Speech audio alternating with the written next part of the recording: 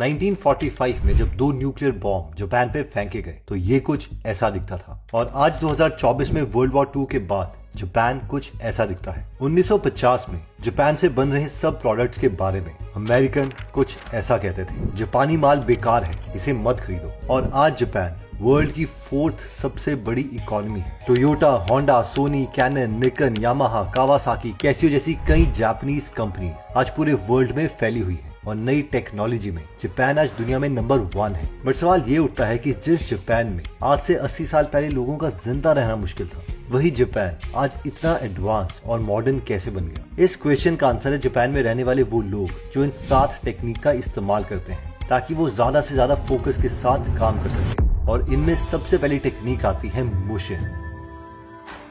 यह है UFC champion Alex, जिनको चैंपियन फाइट के बीच में इनके ओपोनेंट ने एक इलीगल किक मार दी। पीछे रेफरी ये नोटिस करके टाइम आउट डिक्लेयर करने वाला था क्योंकि रेफरी को लगा कि एलेक्स इस किक का असर अब झेल नहीं पाएगा और उसने इस फाइट को रुकवाना चाहा। लेकिन किक से एलेक्स को कोई भी फर्क नहीं पड़ा। वो अपने ओपोनेंट पर इतना ज्यादा फोकस था कि वो बिना देखे ही रेफरी को साइड कर देता है और फाइट को कंटिन्यू रखता है और इसे अगले ही सेकंड एलेक्स अपने ओपोनेंट को नॉकआउट कर देता है और ये मैच वो जीत जाता है। और यहाँ जो टेक्निक एलेक्स यूज कर रहा है उसका नाम है मुशिन, यानी कि एम्प्टी माइंड। एक ऐसा स्टेट है जहाँ पर हमारे माइंड में कुछ भी नहीं चल रहा होता और हमारा पूरा ध्यान और फोकस सिर्फ अपने टारगेट पर होता है। मुशिन के 3 प्रिंसिपल्स हैं जो कि हम फॉलो कर सकते हैं। सबसे पहला है एब्सेंस ऑफ डिस्ट्रैक्शंस। यहाँ पर एलेक्स ने किसी भी चीज से खुद को डिस्ट्रैक्ट नहीं होने दिया, भले ही उसके ओपोनेंट ने उसे इलीगल किक ही क्यों ना मारी हो। मुशिन का सेकंड प्रिंसिपल है हैविंग अ क्लियर माइंड। हमारे दिमाग में कोई भी थॉट या इमोशन नहीं होना चाहिए जो हमें डिस्ट्रैक्ट कर दे अपने काम पर फोकस करने से। और थर्ड, अवॉइड अनइम्पोर्टेंट थिंग्स, जिसका मतलब है किसी भी चीज पर अटेंशन उतना ही दो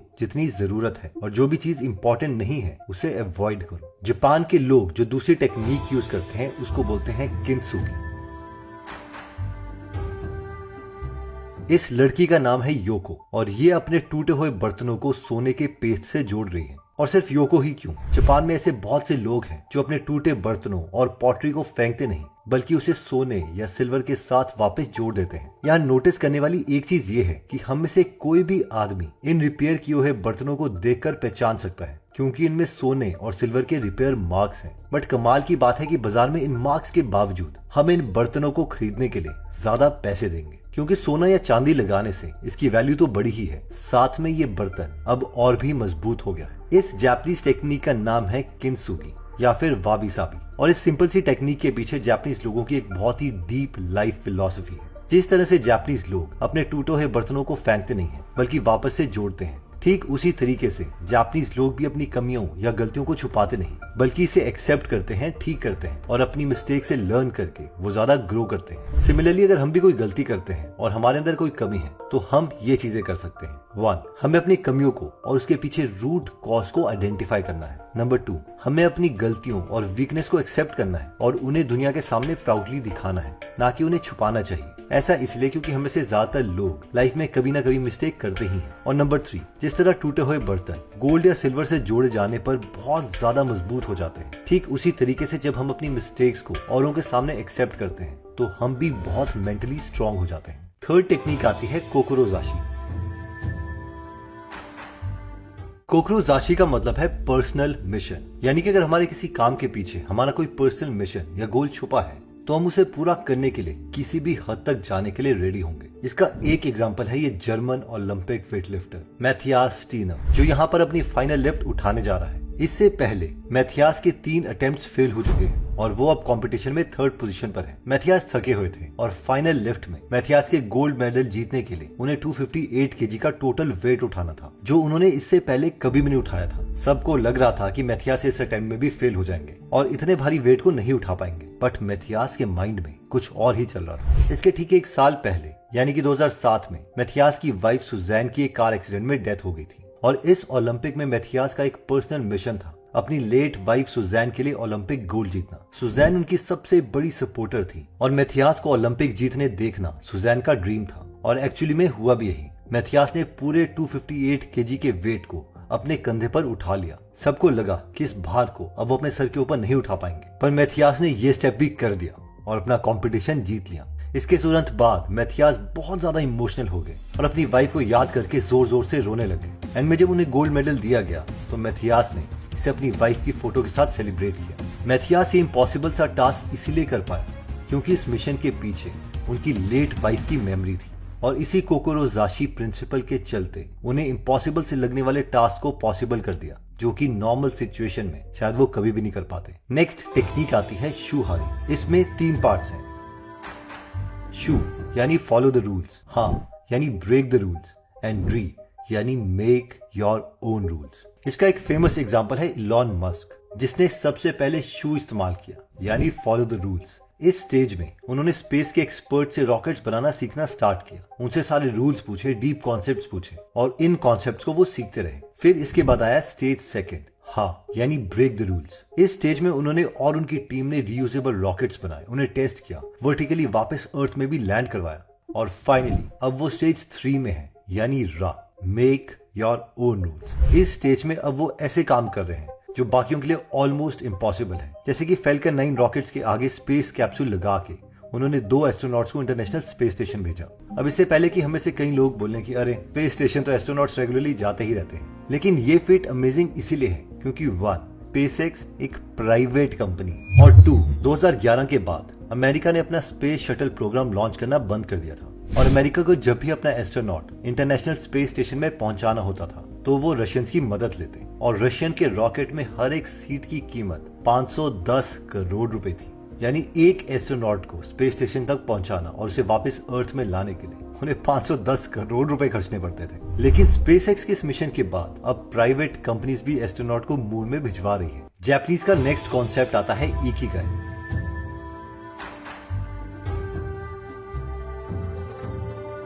ये है डॉक्टर हिनोहारा, जो कि वर्ल्ड के one of the most famous physicians थे। 2017 में जब इनकी डेथ हुई तो इनकी एज 105 साल थी। बट कमाल की बात तो ये है कि 100 साल की एज पर भी डॉक्टर हिनोहारा कभी रिटायर हुए ही नहीं। यहाँ तक कि अपनी डेथ के कुछ महीने पहले तक भी डॉक्टर हिनोहारा अपने पेशेंट्स को ट्रीट कर रहे थे, बुक्स लिख रहे थे, अलग अलग जगह पर लेक्चर्स दे रहे थे और यहाँ तक कि दिन के 18 घंटे काम कर रहे थे। इनफैक्ट जापानीज में लोग रिटायरमेंट के लिए कोई वर्ड यूज ही नहीं करते। ये लोग अपनी ओल्ड एज में भी उसी पैशन के साथ काम करते रहते हैं, जैसे कि डॉक्टर हिनोहारा ने किया। और इसका मेन रीजन है इकिगाई का प्रिंसिपल, जिसका मतलब है रीजन ऑफ बीइंग, यानी आपकी लाइफ में पर्पस क्या है और आप किस गोल के लिए जी रहे हो। इकिगाई को समझने के लिए इस डायग्राम को देखिए। हम में से कोई भी पर्सन 4 तरीके से काम करता है। पहला है what you can get paid for, यानी किस काम से हम पैसे कमा रहे हैं। सेकंड है what you are good at, यानी हम किस काम में अच्छे हैं। थर्ड है व्हाट वी लव, यानी ये काम हमें करना पसंद है या नहीं।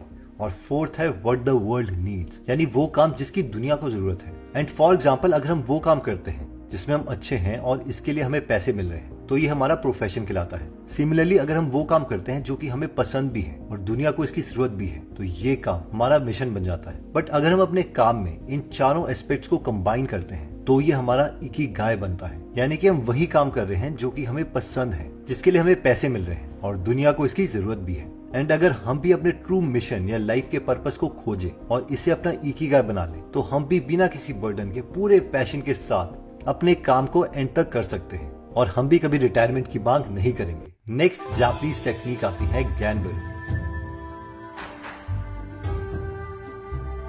जिसका मतलब है हर वक्त अपना बेस्ट देते रहना, भले ही हमारे सामने कितने ही चैलेंजेस और फेलियर्स क्यों ना हो। हमें पॉजिटिव एटीट्यूड के साथ बस अपना बेस्ट देते रहना है, अपनी लिमिट्स को पुश करते रहना है और कभी भी हार नहीं माननी। इसका एक एग्जांपल है वर्ल्ड वॉर 2 का एक यंग सोल्जर जिसका नाम शोइची था और ये जापानीज आर्मी की तरफ से गुआम नाम के एक आइलैंड में पोस्टेड था। 1944 में जब अमेरिका ने इस आइलैंड को कैप्चर किया तो स्वाइची को उसके सीनियर ने ऑर्डर दिया, स्वाइची भले ही कुछ भी हो जाए तुम्हें सरेंडर नहीं करना है। और स्वाइची ने इसी ऑर्डर को फॉलो किया और अपने 9 सोल्जर्स के साथ वो गुआम में छिप गया। बट सबसे सरप्राइजिंग बात तो ये है कि अगले ही साल यानी कि 1945 में वर्ल्ड वॉर खत्म हो गई और जापान ने सरेंडर कर दिया। बट जापान से हजारों किलोमीटर दूर होने के चलते शोइची को ये पता ही नहीं चला कि वर्ल्ड वॉर तो खत्म हो गई है और इसलिए वो अगले 27 सालों तक अपने सोल्जर के ऑर्डर को फॉलो करता रहा, ये सोचते हुए कि मेरे सुपीरियर्स ने मुझे छुपने का ऑर्डर दिया है और मैं तब तक छुपा रहूंगा जब तक वापस मुझे ऑर्डर नहीं मिलते। फाइनली 24 जनवरी 1972 को जब कुछ लोगों ने सोइची को ढूंढ निकाला,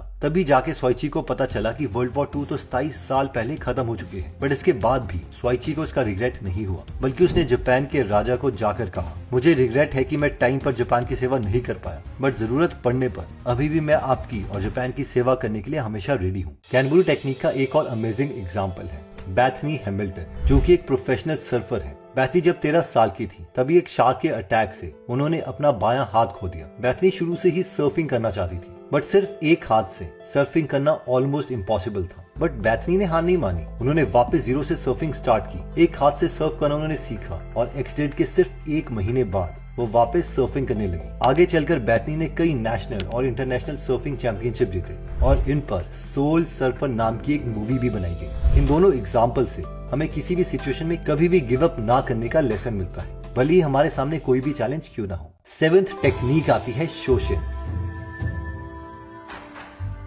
ये है बिलियनर मार्क बेरियॉफ, जो इस इंटरव्यू में शोशिन टेक्निक के बारे में बात कर रहे हैं। Shoshin means have a beginner's mind. The idea that in a beginner's mind you have every possibility, but in the expert's mind you have few possibilities.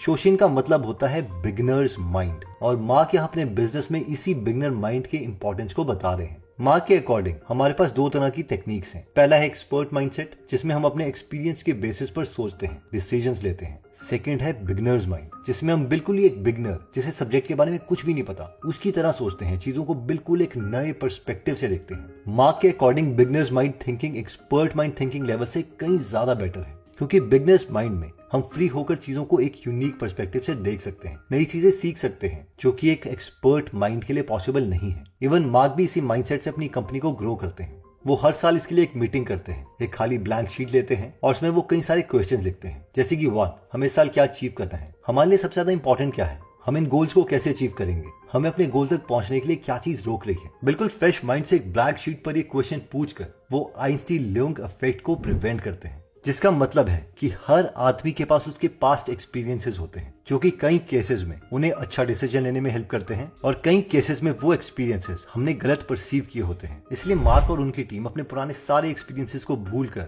अपने नए गोल सेट करती है। ये इस टेक्निक को इतना ज्यादा सीरियस लेते हैं कि आज मार्क की कंपनी सेल्सफोर्स पूरे $300 बिलियन की कंपनी बन चुकी है। ओके, तो इस वीडियो में हमने टोटल 7 जापानीज टेक्निक्स की बात करी। इसमें सबसे पहली टेक्निक थी मुशिन। मुशिन का मतलब है एम्प्टी माइंड।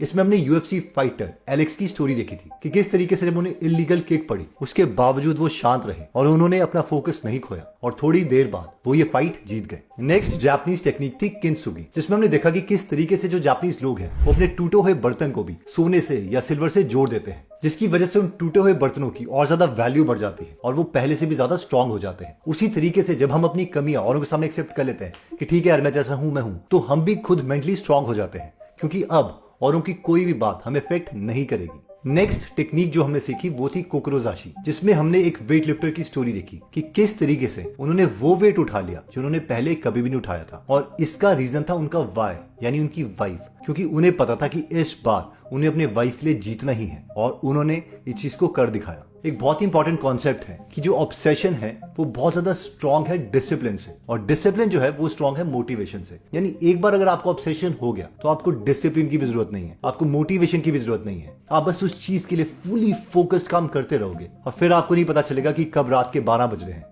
या सुबह के 5 बज रहे हैं। नेक्स्ट कॉन्सेप्ट जो हमने सीखा था वो था शूहारी, जिसका मतलब है know the rules, break the rules and make your own rules. इसमें हमने इलॉन मस्क का एग्जांपल देखा कि शुरू में तो उन्होंने सारे मेंटर से सीखा कि रॉकेट बनाते कैसे, उसके बाद इन्होंने इन रूल्स को तोड़ दिया और रॉकेट को वर्टिकली लैंड किया, जो पहले कभी भी नहीं हुआ था। और फाइनली एक प्राइवेट कंपनी होने के बावजूद उन्होंने रिसेंटली 2 एस्ट्रोनॉट्स को इंटरनेशनल स्पेस स्टेशन पहुंचाया। अमेरिका ये काम पिछले बहुत सालों से नहीं कर रहा था, उन्हें रशिया की मदद लेनी पड़ती थी इस काम के लिए, लेकिन अब अमेरिका वाले खुद इस चीज को कर रहे हैं, just because Elon Musk followed this particular rule. Next हमने देखा था कि अगर हमें हमारा इकिगाई मिल जाएगा तो फिर हम कभी भी रिटायरमेंट की बात नहीं करेंगे, जिसमें ये 4 चीजें ट्रू होनी चाहिए। 1, यानी किस काम के लिए हम पैसे कमा सकते हैं। 2, क्या हम इस काम में अच्छे हैं। और 3, क्या वो हमें काम करना बहुत पसंद भी है। और फाइनली 4, कि इस काम से हम पूरी दुनिया को इन्फ्लुएंस कर सकते हैं। जब किसी भी चीज में हमारे लिए इन चारों चीजों का इंटरसेक्शन होगा तो वो होगा हमारा इकिगाई। नेक्स्ट टेक्निक जो हमने सीखी थी वो थी गैन बैरू, जिसमें हमने एक वर्ल्ड वॉर 2 में जापानीज सोल्जर की स्टोरी देखी कि किस तरीके से वो 30 सालों तक वर्ल्ड वॉर खत्म होने के बावजूद लड़ता रहा, और उसके बाद जब वो वापस जापान में आया तो भी उसे कोई फर्क नहीं पड़ा। उसने कहा कि I am satisfied with what I have done. Next technique जो हमने सीखी थी वो थी शॉशिन, और जिसका मतलब है डे वन मेंटालिटी। ये बुक है जेफ बेजोस के ऊपर, जिसमें सारे जेफ बेजोस के जो शेयर होल्डर के लेटर्स हैं वो बताए गए हैं। हर एक शेयर होल्डर लेटर के एंड में जेफ बेजोस लिखते हैं इट्स ऑलवेज डे वन, जिसका मतलब है आप हमेशा एक फ्रेश एटीट्यूड रखते हो, एक मजदूर वाला एटीट्यूड रखते हो, कि जिस तरीके से एक मजदूर को पता है कि अगर आज मुझे खाना खाना है तो मैं कल वाले काम पे निर्भर नहीं कर सकता। यानी आज मुझे एक फ्रेश स्टार्ट, एक बिल्कुल बिगनर माइंड के साथ स्टार्ट करना पड़ेगा, क्योंकि जिस मोमेंट पर डे सेकंड आता है, यानी पीछे किए हुए हम काम पर ज्यादा डिपेंड करने लगते हैं कि अरे यार मैंने तो पहले भी इतना ज्यादा पैसे कमाए हैं या इतनी ज्यादा अच्छी इन्वेस्टमेंट्स करी है, उस दिन हमारा डाउनफॉल स्टार्ट हो जाता है। हमने टोटल 7 जापानीज टेक्निक्स की बात करी। इसमें मेरी 2 फेवरेट टेक्निक्स हैं, one is kaizen and second one is Ikigai, और इन दोनों की बुक समरी का लिंक मैं नीचे डिस्क्रिप्शन में दे दूंगा, और गीगल ऐप में आप इन दोनों बुक्स की समरी सुन सकते हैं, जहां पर 200 से ज्यादा बुक समरीज अवेलेबल है। और यहाँ पर आप देख सकते हैं 1.5 लाख से ज्यादा लोगों ने इसे 4.8 स्टार की रेटिंग दी है, और किस तरीके के वो कमेंट कर रहे हैं आप वो भी देख सकते हैं। इन शॉर्ट आप भी लोगों की तरह सब कुछ सीख सकते हैं। मिलते हैं दोबारा नेक्स्ट वीडियो में। जय हिंद। अगर आप हमारी वीडियोस मिस नहीं करना चाहते तो हमारा पेज लाइक करने के बाद 3 डॉट्स के बटन को प्रेस करके फॉलो के बटन को सिलेक्ट कीजिए, और फाइनली सी फर्स्ट के ऑप्शन को सिलेक्ट कर लीजिए। इससे आपको हमारी हर पोस्ट मिलती रहेगी। जय हिंद।